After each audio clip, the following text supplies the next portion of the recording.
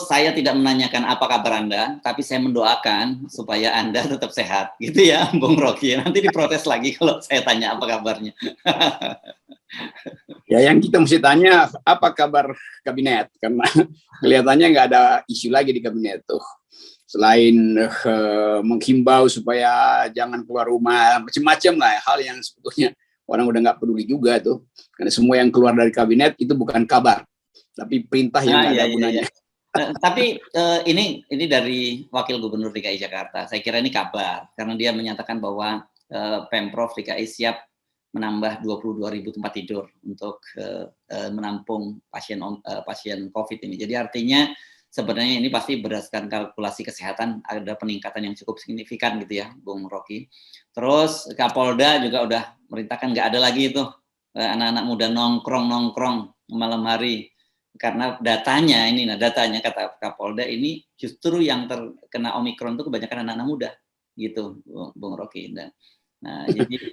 Nah ini kita yang tua-tua agak merasa lega walaupun sebenarnya nggak ada. Ini data statistik tapi yang tua juga bisa kena gitu.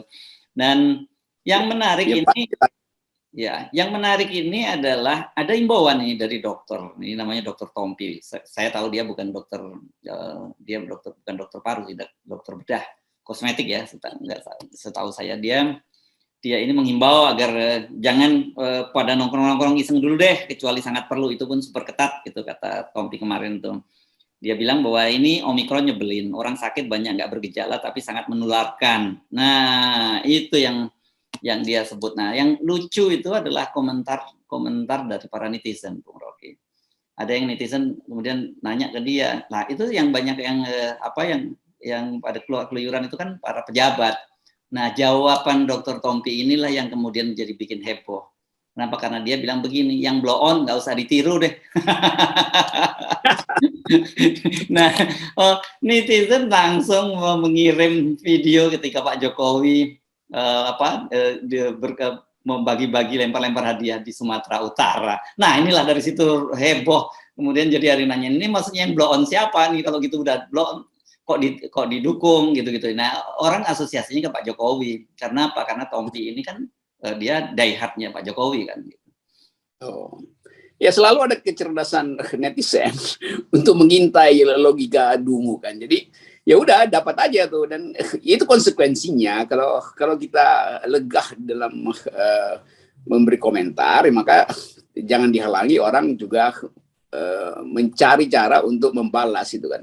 Jadi poin kita selalu adalah kemampuan netizen untuk membaca sisa-sisa percebongan itu masih ada. Jadi netizen mungkin masih anggap, oh ini sisa-sisa percebongan ini pilih kasih itu. Nah itu yang terjadi kalau kekuasaan memang nggak konsisten. Kalau Presiden Jokowi yang ngomong, ya orang anggap bahwa ya udah lalu lakukan hal yang buruk juga kan. Demikian juga kalau yang membela Jokowi itu adalah orang yang ya rekornya masih ada gitu, yang kita sebut sebagai sisa-sisa virus cebong gitu. Ya, mungkin sebetulnya udah nggak ada sisa virusnya, udah hilang, tapi sisa-sisanya itu masih membekas di benak netizen.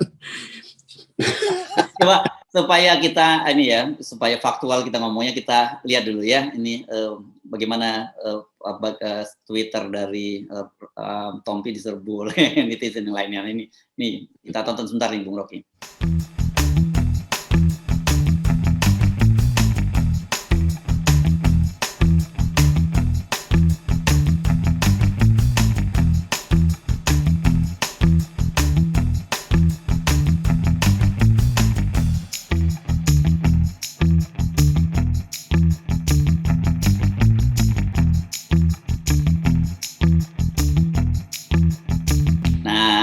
Dari situ kita lihat seru memang. Saya sih senyum-senyum saja itu karena lihat, saya kira kan senyum ini meningkatkan imunitas tubuh. Tetapi sebenarnya kalau kita mau fair ya, apa yang diomongin oleh Tompi ini benar. Sebagai dokter, ya meskipun dia bukan spesialis paru, dia paham soal begini-begini. Tetapi komentar ini persoalannya menurut saya ada dua. Betul Anda sebut tadi residu pembelahan itu masih terus berlanjut.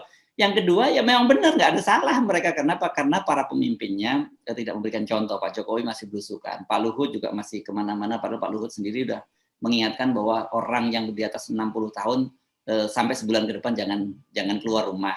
Kan gitu. Jadi ya bagaimana ya kita mesti mesti menjelaskan juga gitu kalau toh harus menjelaskan kepada para netizen ini. Itu susahnya di kita itu, karena sudah berbekas dan orang tetap anggap bahwa walaupun Anda profesional uraiannya, dan memang profesional, apalagi seorang dokter, demikian juga kalangan ahli kebudayaan yang dulu pendukung Jokowi, kalau mereka ngomong walaupun betul, nggak dianggap lagi kan. Ini nasib dari para penyintas cebong nih, saya sebutnya penyintas cebong. Wah. Dan akan ada stigma. Ini stigmanya ada terus kan, susah. Ya, mau diapain lagi itu? Udah terjadi pembelahan kultural, pembelahan politik udah masih berlangsung. Tapi ini lebih jauh lagi, pembelahan kultural. Jadi stempel IQ 200 sekolah itu udah nggak bisa dihapus. Anda apa? Saya penyintas cebong. Kan jadi begitu jadinya kan.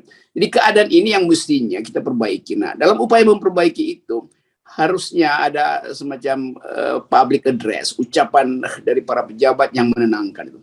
Bukan yang masih penuh dendam itu. Sama seperti saya baca Pak Dudung masih meminta supaya Habib Rizik dan Habib siapa itu Bahar nggak usah ngoceh-ngoceh deh. Ngapain juga ngomong begitu tuh? Nanti Pak Dudung juga kejebak lagi, padahal lagi ada kasus kan Pak Dudung.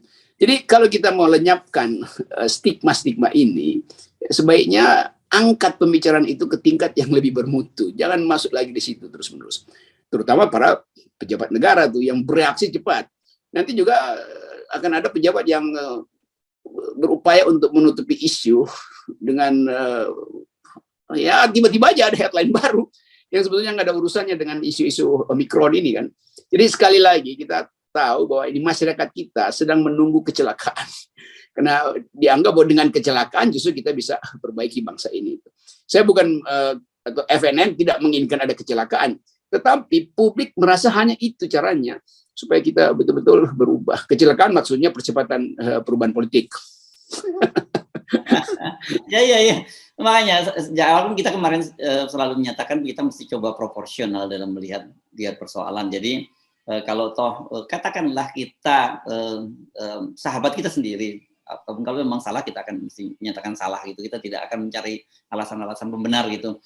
Dan harusnya tapi apa yang terjadi pada Dr. Tompi kemudian itu juga menjadi perhatian dari pemerintah gitu. Ada yang salah pada masa ini. Yang saya mesti nyebutnya nanti kalau dibilang sakit jiwa ada yang marah gitu ya. Tapi kita menunjukkan bahwa bangsa inilah, saya nggak nyebut orang perorangan gitu ya. Nanti biar dituntut oleh orang se-Indonesia nih kita ngomong gitu. Bangsa ini sedang sakit gitu ya. Karena makanya hal-hal yang semacam kecil, hal-hal kecil itu bisa jadi besar. Tetapi dalam kasus ini saya kira kita lihat konteksnya mereka nggak marah, tapi mereka sedang mencoba bersenang-senang gitu ya. Ya, kita mesti kembalikan pendapat profesional itu jangan dihubung-hubungkan dengan kaitan politik di masa lalu. Ya, dokter tetap punya pendapat profesional, budayawan tetap punya pendapat profesional, jurnalis juga begitu. Nah, itu hanya bisa kita pulihkan kalau di tingkat atas juga tidak ada upaya untuk bikin stigma kan. Bahwa ini jurnalis yang disogok, memang ada jurnalis yang disogok menjadi buzzer. Tapi nanti kemudian ada yang membalas tuh, loh itu juga ada profesional dokter yang disogok. Jadi kita akhirnya kehilangan kemampuan untuk membaca pendapat profesional tuh. Nah itu yang kemudian jadi satu paket dengan cara orang menilai. Kalau ada ketidakseimbangan keadilan, maka semua orang akan kasih stigma tuh. Kalau Habib Rizik tidak bisa dibandingkan dengan Presiden Jokowi misalnya, orang akan kasih stigma. Bahwa Presiden Jokowi membuat kerumunan, tidak dihukum. Habib Rizik membuat kerumunan, dihukum tuh. Tapi nanti orang melihat Habib Rizik mulutnya nggak bisa dipegang. Kalau Habib Rizik dihukum bukan karena mulutnya, tapi karena dia buat kerumunan. Jadi hal-hal semacam itu yang harus kita fair lah. Supaya orang tidak lagi bikin stigma itu. Tapi selama istana nggak mau tahu urusan beginian, dan masih tetap menganggap bahwa oposisi itu layak dihukum, dan buzzer itu layak dibela, maka stigma akan berlanjut terus. Jadi jangan salah kalau nanti dalam terminologi bahasa Indonesia berikut di kamusnya ada yang disebut penyintas cebong. Nah itu. Oke, tadi ada menyinggung Jenderal Dudung ya yang meminta agar mulutnya nggak mau ngomong macam-macam si Habib Rizik dan Habib Bahar gitu. Tapi ini juga ada berita yang saya kira juga banyak sekali disoroti oleh netizen, ini berkaitan statement dari Pak Dudung yang kemarin kan Anda ingat ya, Panglima TNI Jenderal Andika menyatakan bahwa wajib untuk melanjutkan pemeriksaan terhadap para pelapor Jenderal Dudung.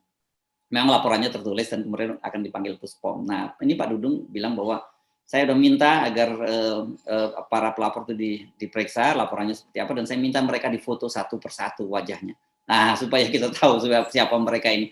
Ini saya kira hal-hal semacam ini harusnya tidak perlu terjadi ya, karena akan bukannya meredakan ketegangan. Karena kemarin kita apresiasi dengan apa yang dilakukan oleh Panglima TNI, kan dengan begitu menunjukkan bahwa nggak ada yang kebal hukum, bahwa nanti prosesnya bagaimana itu urusan yang berbeda gitu. Tapi proses itu jalan dulu gitu.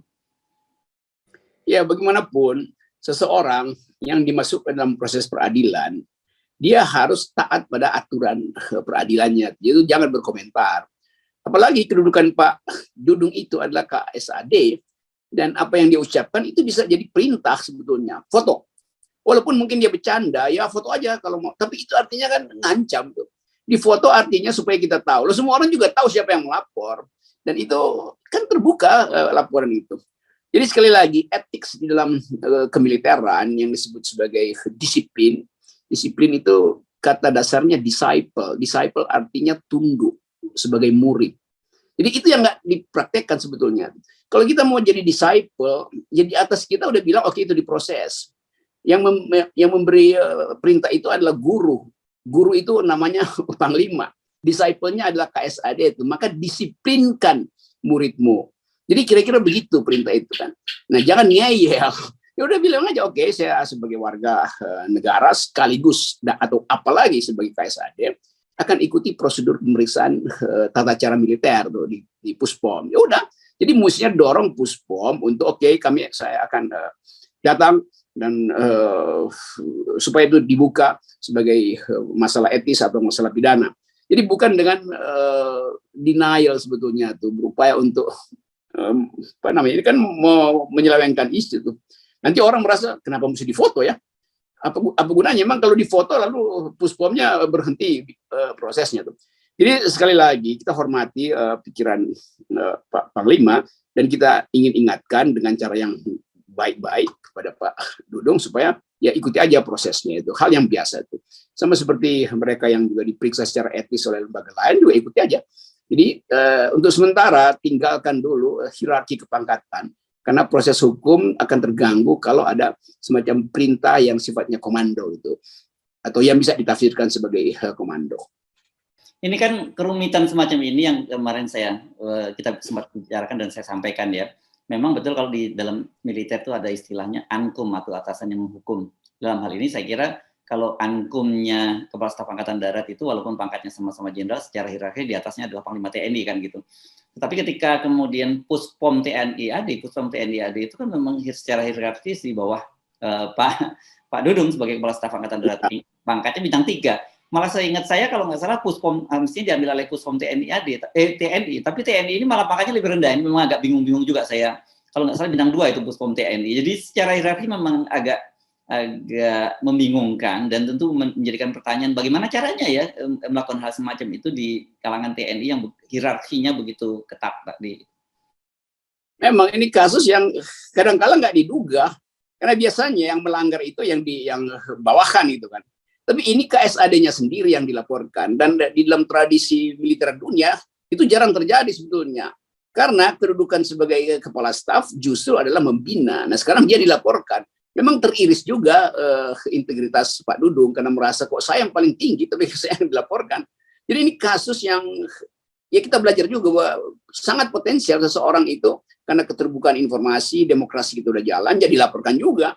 Tapi Pak Dudung juga mesti mengerti bahwa walaupun Puspom itu ada di bawah kendali administrasi KSAD, Puspom Angkatan Darat, tetapi fungsi etisnya itu lebih tinggi dari kedudukan kekomandanan itu. Kan yang dilaporkan adalah peristiwa yang dianggap pelanggaran etik, minimal pelanggaran etik itu. Nah, tetap persidangan etik mesti dibentuk dengan cara apa?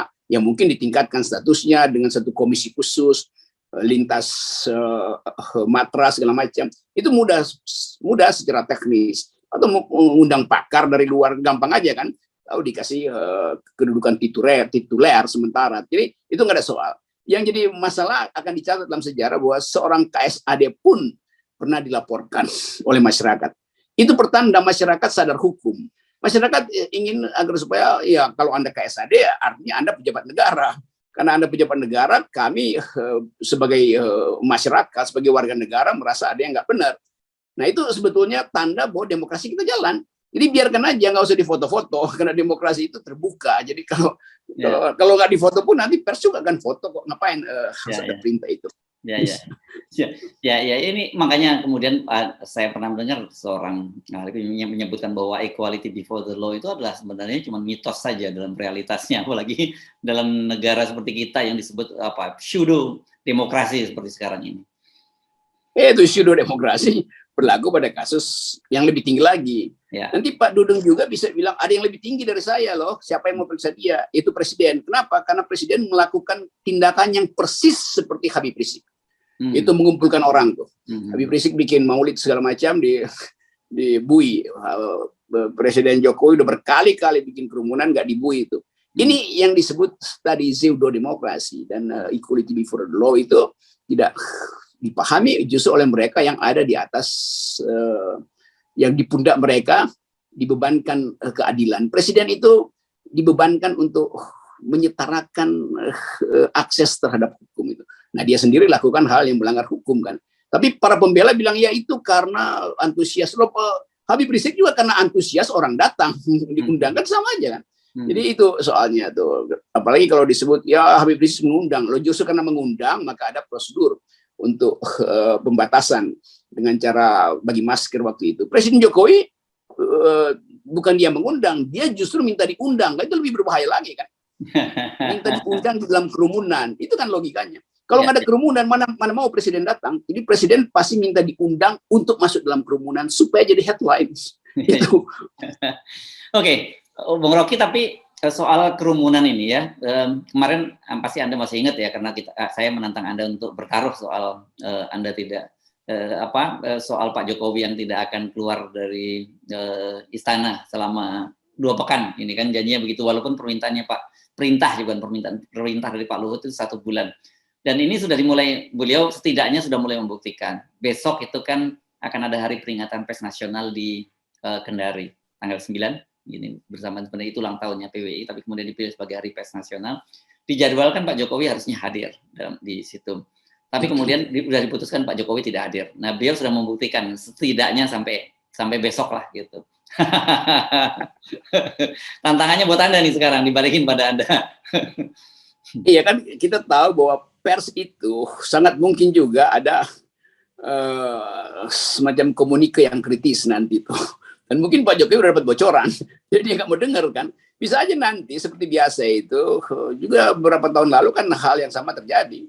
Pak Jokowi lagi ngomong, mungkin hari pers juga waktu itu, ada seminar sampingan yang justru mengkritik Jokowi itu kan. Itu saya ingat waktu itu, karena pada waktu itu orang menganggap kok nggak utuh ya pers nasional tuh. Jadi sangat mungkin juga ada bocoran bahwa udah Pak Jokowi jangan datang lah, nanti dikritik juga di situ tuh.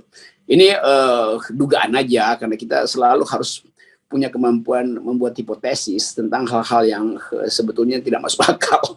Jadi sekali lagi boleh juga Pak Jokowi kasih contoh, saya tidak akan datang tuh, sambil menguping apa yang akan dibicarakan oleh pers nasional tuh. Saya anggap bahwa hari pers itu akan ada kritik keras pada presiden. Kalau enggak, ya nggak ada gunanya lagi kita punya pers kalau persnya sekedar jadi humas istana tuh. Saya kira itu pertimbangan saya sementara ya. Ya, Anda kalau Anda kan ditantang tidak naik gunung, tapi juga pasti juga Anda membatasilah beberapa kegiatan yang lain, karena kemarin Anda sebut Anda sendiri kan juga udah kena larangan dari Pak Luhut ya. Anda kan masuk di situ ya, masuk usia yang sudah dilarang Pak Luhut untuk keluar rumah selama. Iya, usia saya 63 tahun, jadi mesti tunduk pada larangan Pak Luhut tuh. Dan semoga Pak Luhut juga tunduk pada larangannya sendiri. Pak Luhut kan sudah saya kira udah 70 ya malahan ya, Pak Luhut ya. Ya, tapi beliau masih sehat dan karena itu masih dipercaya untuk mengambil keputusan-keputusan strategis. Yes. Oke, terima kasih Bung Rocky Gerung.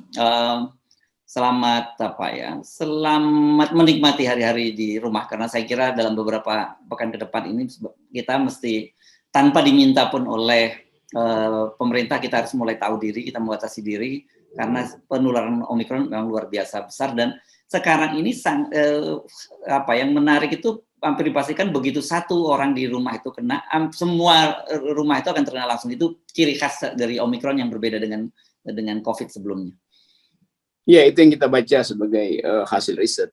Tapi lebih dari itu kita tahu bahwa kan ada isu langit Jakarta, langit Indonesia lagi banyak racun di udara, mungkin karena senjata biologi lagi disebar.